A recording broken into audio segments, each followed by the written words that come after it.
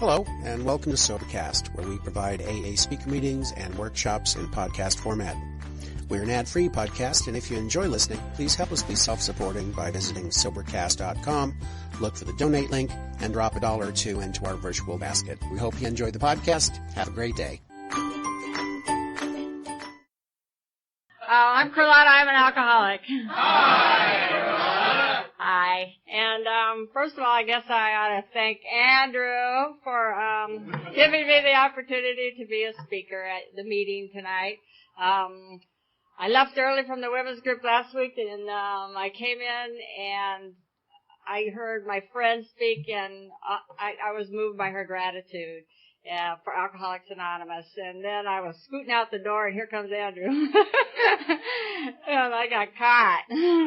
So I said, well, I was just last month, or, that was what I was running in my head. But I hope it's been over a year. You guys are going to get pretty bored.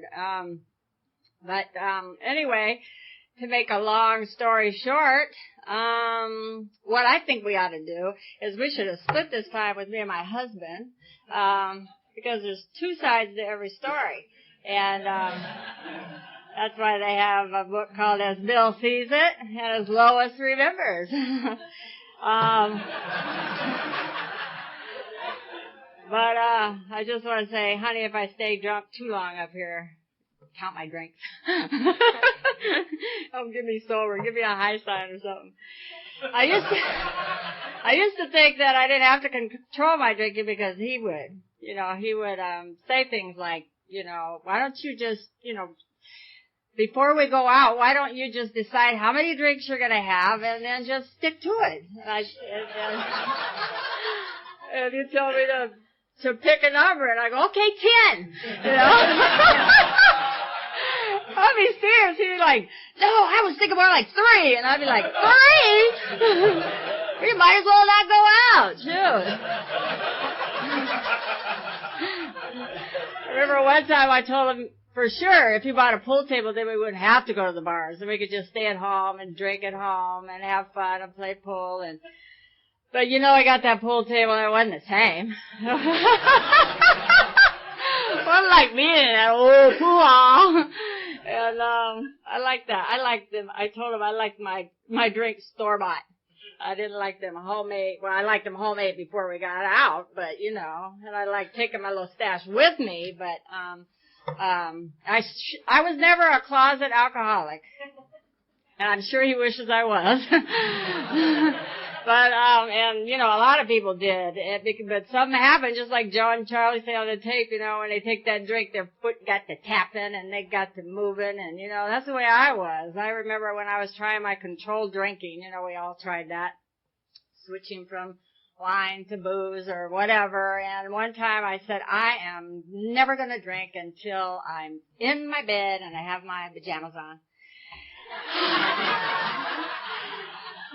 3 days later, I came home with my pajama top, what I thought was pretty cute when I left.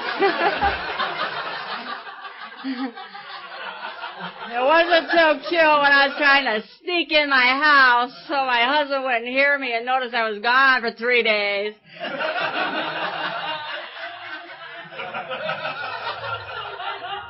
But the sad part to that story is my son answered the door.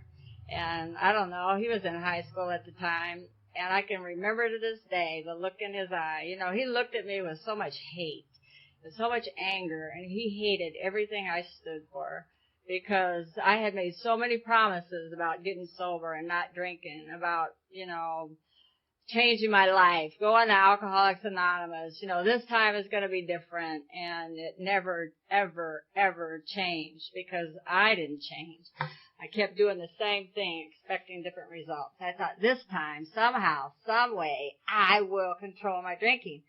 And I tried all those tricks. I tried every which way and loose, to control my drinking. And, I couldn't stay sober for my husband. I couldn't stay sober for my children. I couldn't stay sober for jobs, for employers, for, anybody. I couldn't stay sober because basically what Silkworth says, and that is that the alcoholic drinks basically because he liked the effect of alcohol. and that our alcoholic life becomes our only normal one. And pretty soon I couldn't tell truth from false, and I began to believe, my alcoholic life. And when I didn't drink, I was restless, irritable, and discontent, because a day without drinking, or a week or a month or whatever, I would be crazy. Everybody in my house they didn't know what to do, because I was unpredictable, explosive, crazy when I was drinking, and then when I wasn't drinking, I was this, robo-nag or something, I was this crazy woman, and I want to control everything and everybody, and what are you doing, and you can't do nothing right, and da-da-da-da-da-da-da, and I come home, and people would want things like to eat, and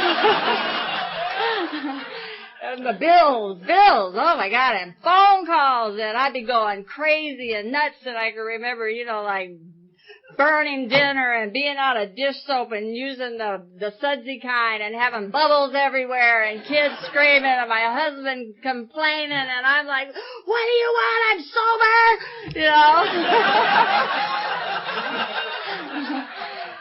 So, we didn't know. That's all. We just didn't know. We didn't have a clue how to live life on life's terms. We didn't know how to be parents and to be married, be a couple, and to be in a partnership.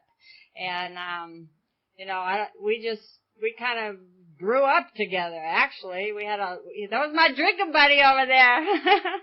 Actually, I'll tell you how it started. I started drinking when I was a teenager. And what happened, I lived in Seattle. My stepdad had just got out of the military. And prior to that, we lived in these little communities where everything looked the same, all the little houses, everything was like same. If you drive to a military base today, you'll see everything on the outside pretty much is just, cookie cutter, it was like blah. And when he retired, we were in Seattle, and I thought, oh my God, there's color. It was like at night, Seattle looked like a big Christmas tree. And I felt like, I hit the big jackpot, like there was one big, like the candy store was open. And I just happened to be going into junior high school. And so, I was at that age where you're pretty impressionable. And so my first impressions were that I wanted to have fun. I thought that, that color looked good, and I wanted all I could get of it, and that's about what I did. I didn't set out to intentionally be an alcoholic. Actually, I worked my way up to it because I started sniffing glue with my brother first. And so everything after that was uphill, And then we learned to drink, and we would, me and my friends, we would get the booze, and we would steal cars and drive around. See, we're those little hoodlums you see hanging outside them bowling alleys and, ripping off cars, or however we could come up with money to get some booze. And we would drink that, high-class wine like Thunderbird and all the rot, Mad Dog and White Port. And so I had me some White Port, and then we'd take Kool-Aid, and we would take the Kool-Aid package and just pour it in there. We didn't, mix it first. It'd have color, so we'd have our own little colored wine. And we drink that White Port and Kool-Aid, and then, you get purple puke. It'd be like...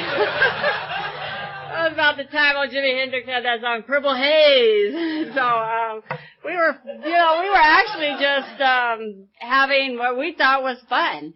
And, that was a lot of work. And so, basically, eventually what happened was I decided that,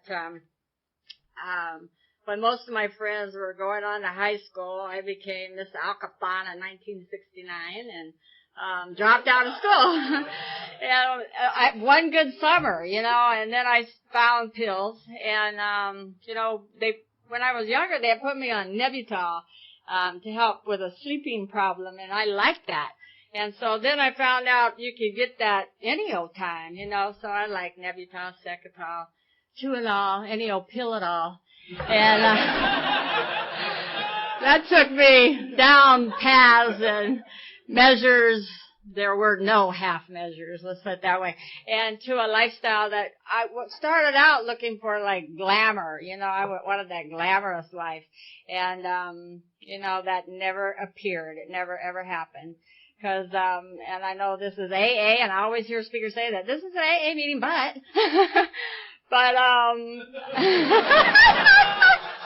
uh-oh. This format really isn't working for me.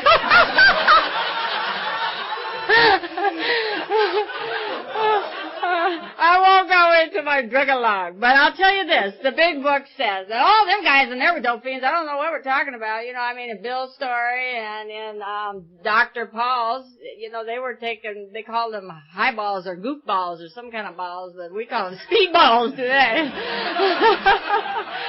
But anyway,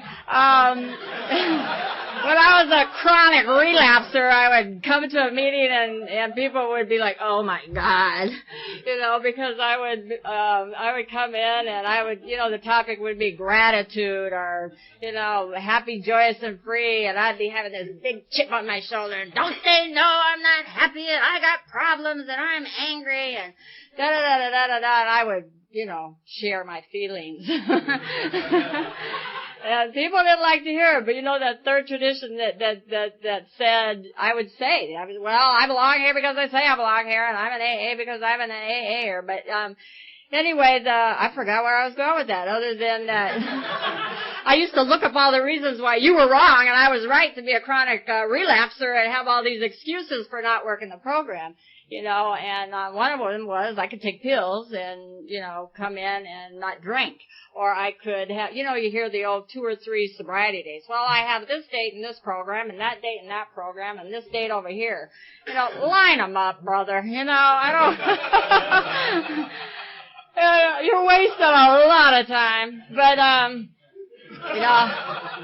I would come in and I would, have all the reasons why I didn't have to do what you did. I wanted what you had, but I didn't want to do what you did to get it. I didn't want to change. I didn't want to let go of whatever it was that I had, no matter how much it wasn't working, no matter how much pain it caused, no matter, the destruction and the insanity.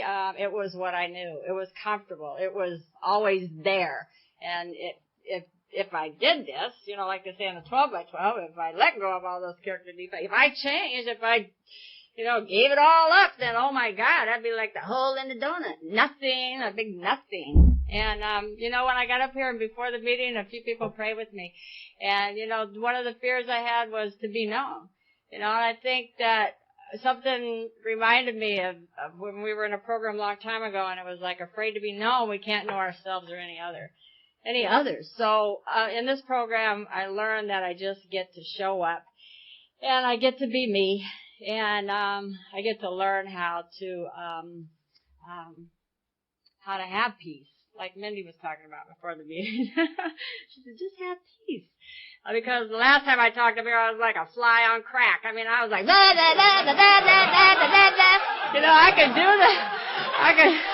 I could do that real easy. But anyway, let's get drunk. In my story, not really.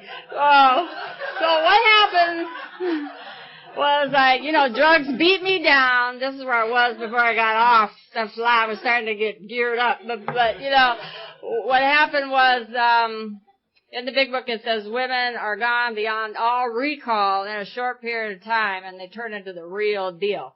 Well, you know what? That happened to me. I can remember going to Harborview Hospital in Seattle, and the staff member that worked there, he said, "Oh, here comes the Brooklyn burnout." And I was so insulted. I had never been to Brooklyn. But, it stuck with me. That, why are people calling me burnout? Because that's what happens. Potential women alcoholics, they turn into the real deal in a short period of time. And you get there real fast, on other drugs. It just speeds up that process. And I read about that in Bill's story, too. It got him on the rocks. And that's where I landed up. I had shipwreck, baby. But anyway, when I came into port, I met my husband in a drug treatment program. I had about 6 months sober. He had about a year. We thought it was a good idea to get married. Actually, he was in some kind of group confrontation for something, and I thought, oh, he needs me.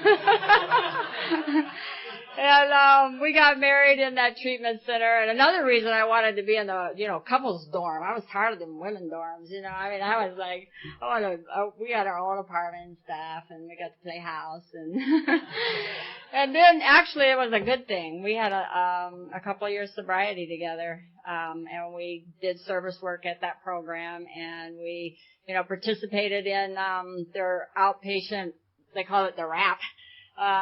And it was like a kind of like an AA meeting, but we didn't have no traditions. That's why the program isn't in existence today. But I did get introduced to Alcoholics Anonymous there.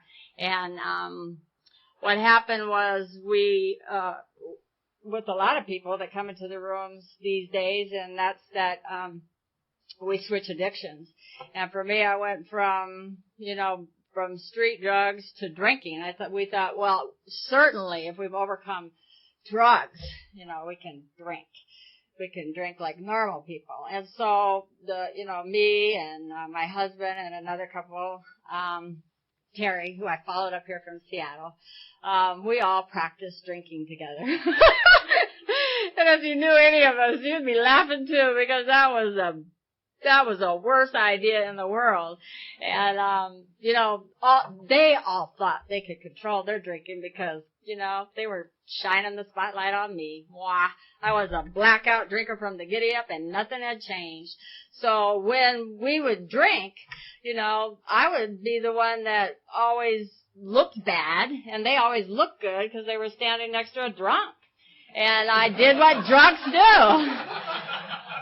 And, a few of those times, we would, take off for the weekend to go up to Fairbanks, and, I would be one to jump out of the car because I didn't want to leave Fairbanks, and, I want to go back to the party, and it's too long a drive without my booze, and da-da-da-da-da. And they would stop the car, and one time they tied me to a tree. And they left and went over to a bar. That wasn't fair. They wouldn't have let them in with me, probably.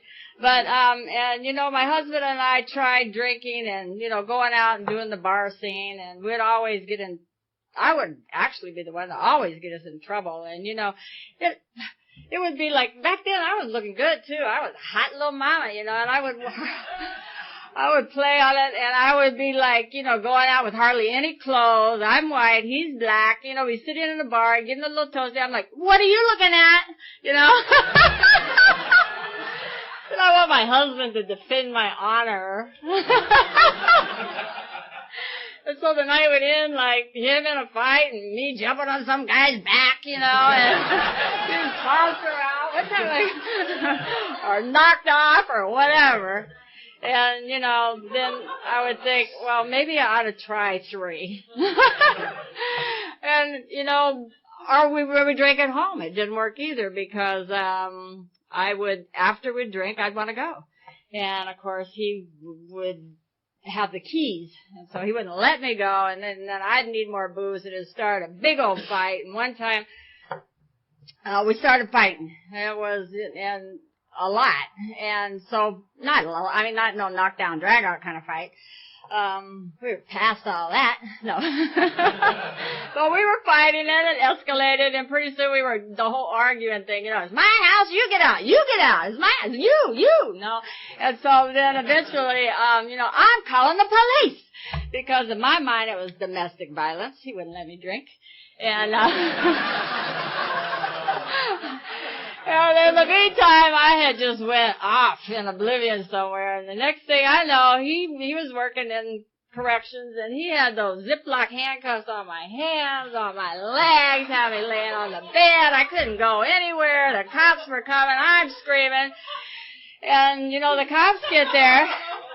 And they come in the house, and I'm thinking, all right. And they look at him, they look at me, and they look at him, and they tell him, good job. They left me there to sober up, and but the not funny part to that story is my kids were there. and my kids were, there a lot.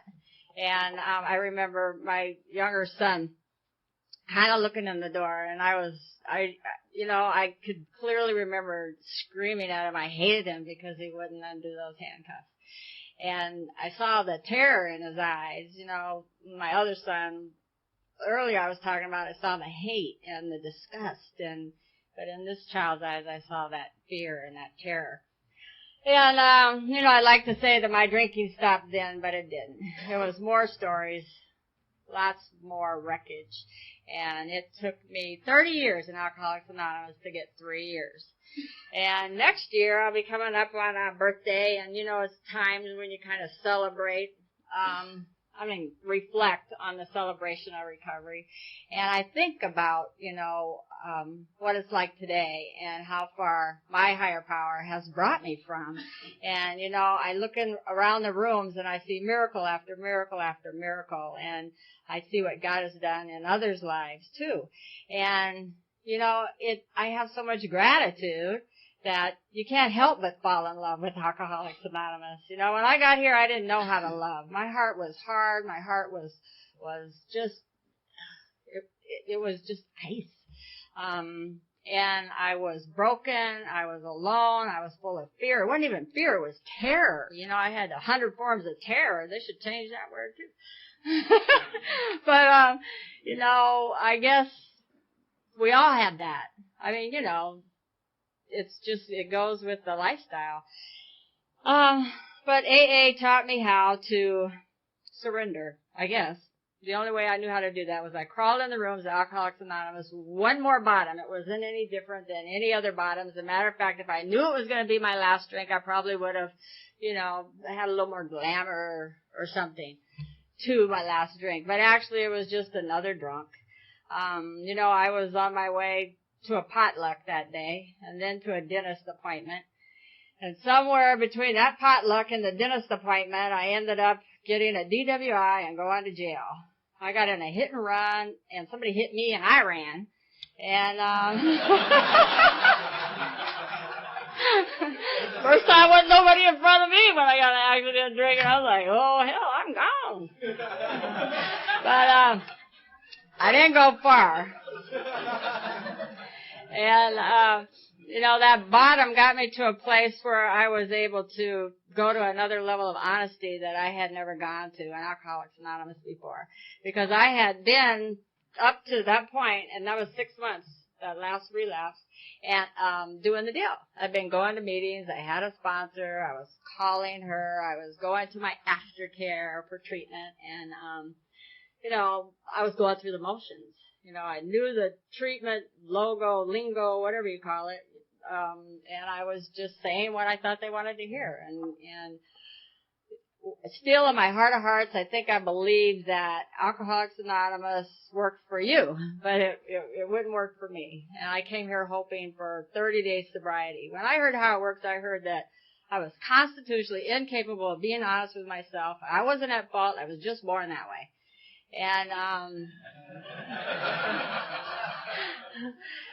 but, it doesn't say that. And that rarely have we seen a person fail. That's what it says, who has thoroughly followed our path. And those who don't are those who will not or cannot or will not give themselves to the simple program. And all that time I thought I was a cannot. Well, actually I was a will not, because I wouldn't work the steps. I would mouth those words because I came in here wanting what you had, and I thought if I just, that's a lot of 30-day coin, folks. I remember one guy, the treasurer at Dry Dock, he told me one time, what are you doing with all these 30-day coins? Are you taking them home to laminate your wet bar with them? Or you'd say I was breaking the treasury. I get real mad, and I'd be like, I put my money in that basket, give me that coin and shut up, the third tradition thing again, you gotta give me that. But, actually,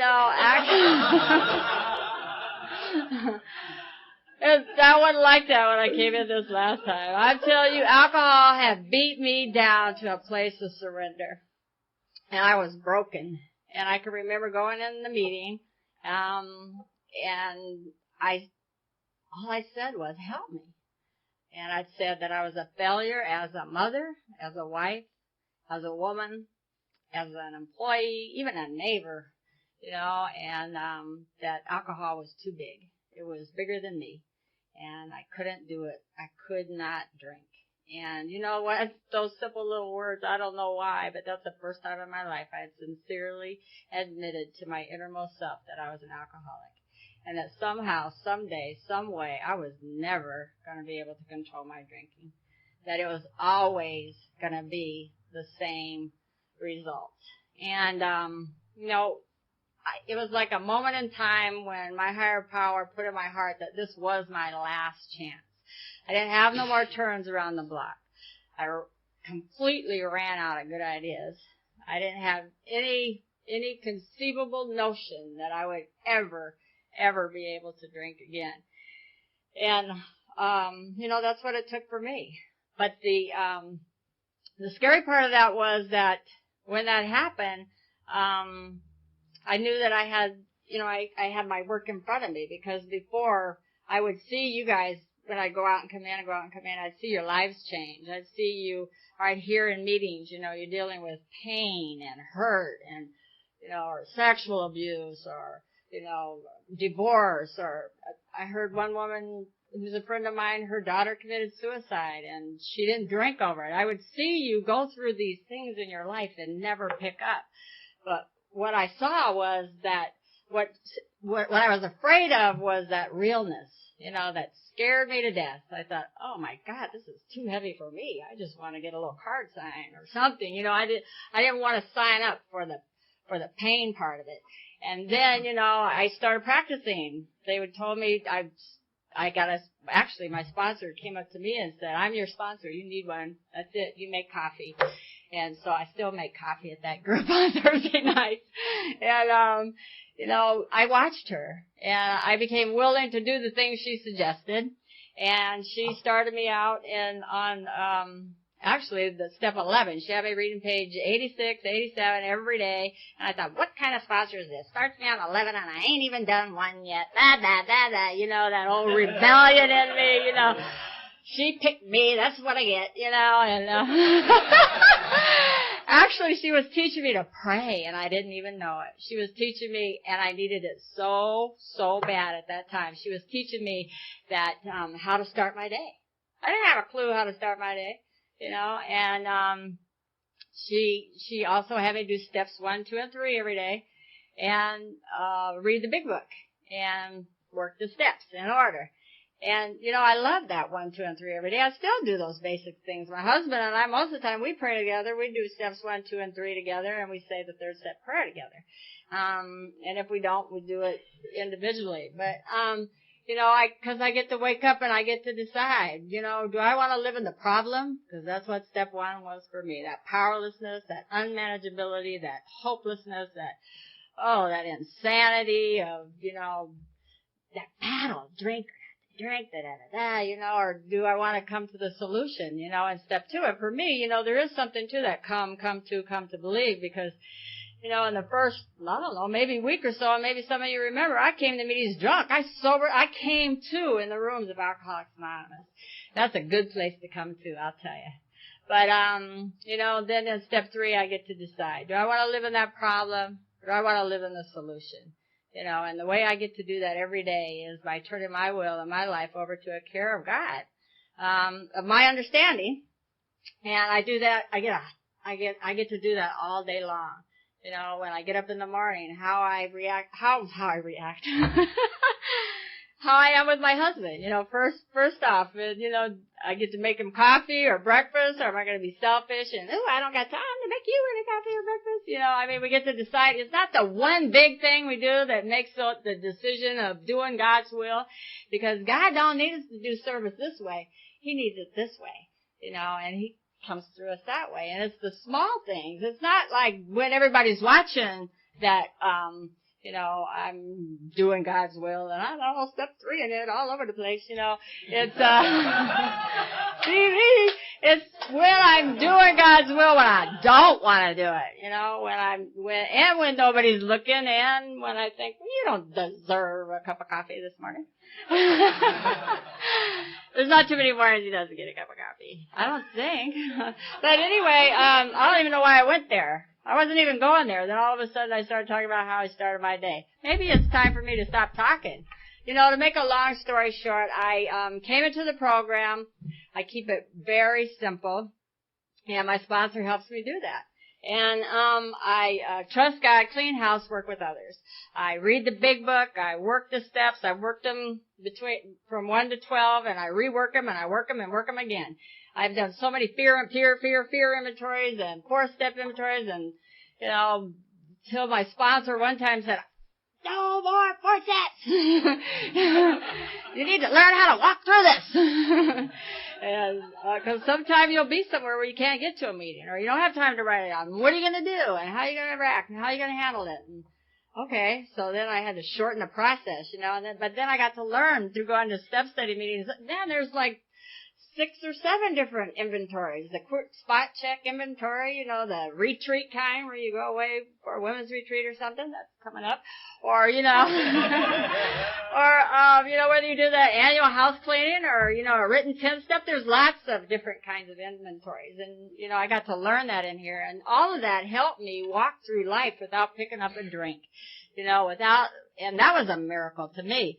I can remember when I first went to court, and, you know, I was so fearful of, you know, going into the courtroom and my DWI, and they're going to get up there and, one thing, if you're in a blackout and you get a DWI, don't worry about it, because everybody in the world's going to read to you what you were like and what you did and what happened. And, you know, if you can't remember, so you can tell the insurance company, you know, the policeman will certainly help you out. And so I thought, okay, we're going to go in here and I got to listen to all, you know what it was. I had to look at my part in it. You know, and I never wanted to look at my part in it. I always wanted somebody to make it go away, make it better, get an attorney, do whatever, you know, let the attorney go to court. I don't even want to show up or, you know, all of that insanity. But here I am, my husband says, you made the mess, you clean it up. And, so that was a first. He had gotten into the program. That's what happened. Things changed. And I said, ooh, I better get into some AA because he's going to get one of them little AA honeys. I ain't even going to have a husband.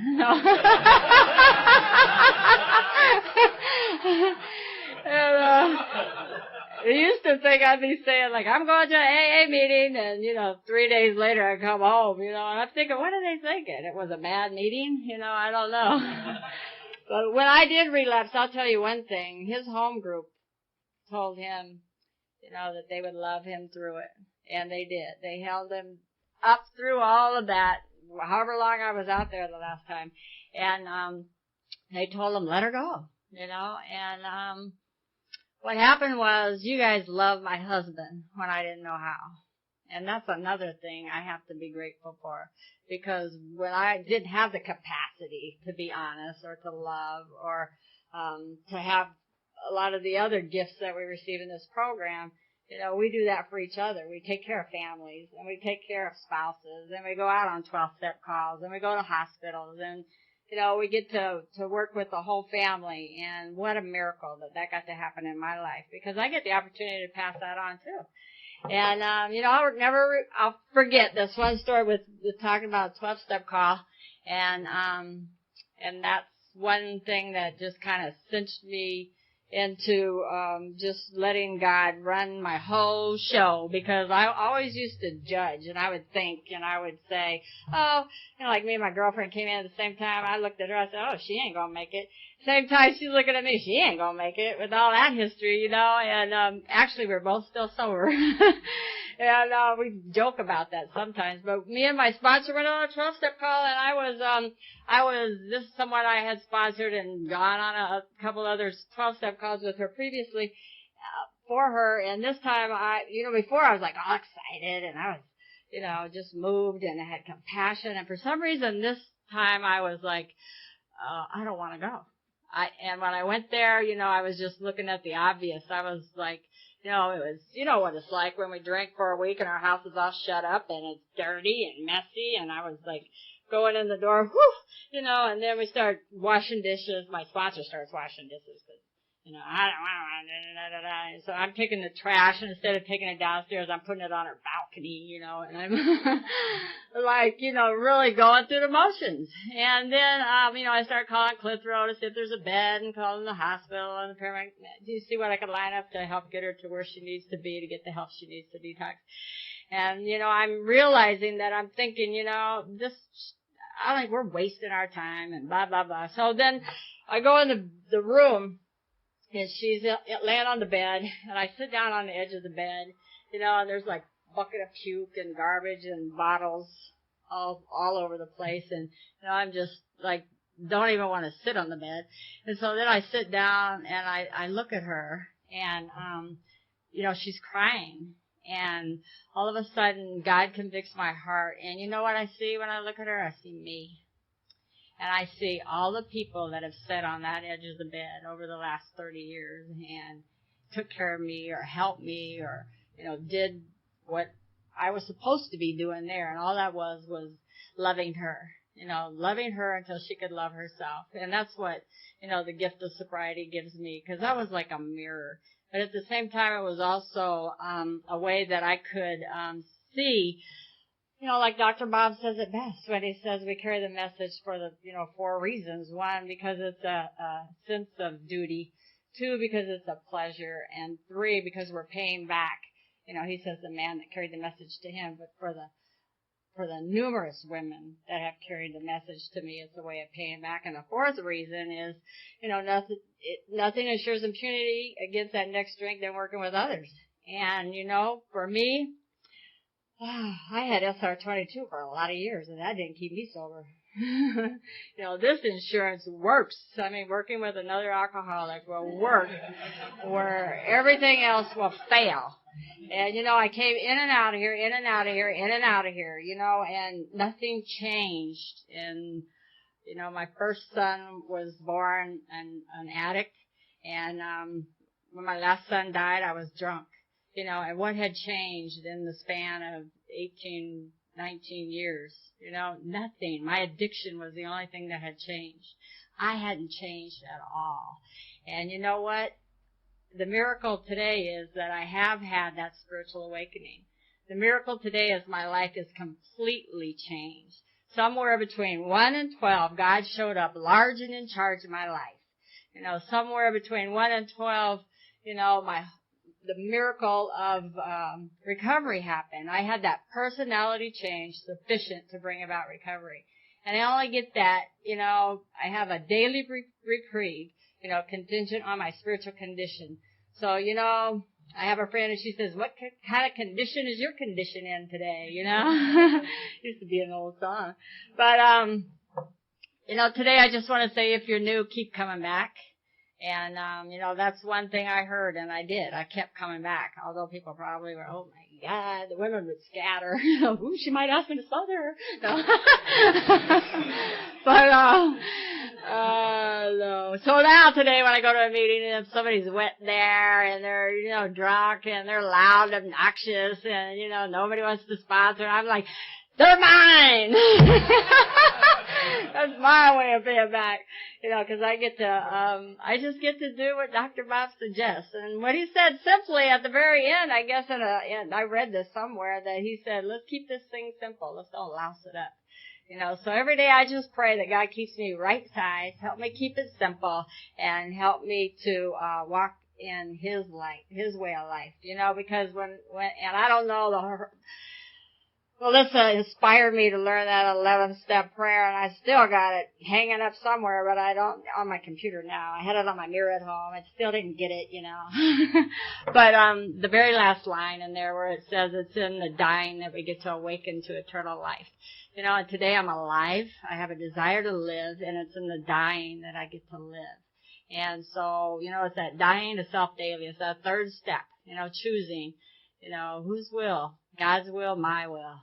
You know, and you can do that. You know, if you're new here today, you can choose to live, and you never have to drink again. And I will guarantee somewhere between working steps 1 and 12 that God will show up in your life, a God of your understanding. And if you don't have one today, you could use the AA group at first.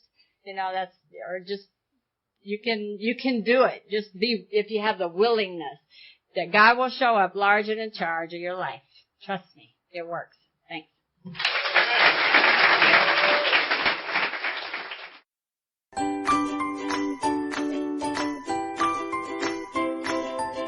Thanks for listening. I hope you enjoyed the podcast. Sobercast is ad-free, and we'd like your help in order to keep it that way. So if you'd like to help us be self-supporting by pledging $1 or $2 a month, visit Sobercast.com and look for the donate links. Thank you very much.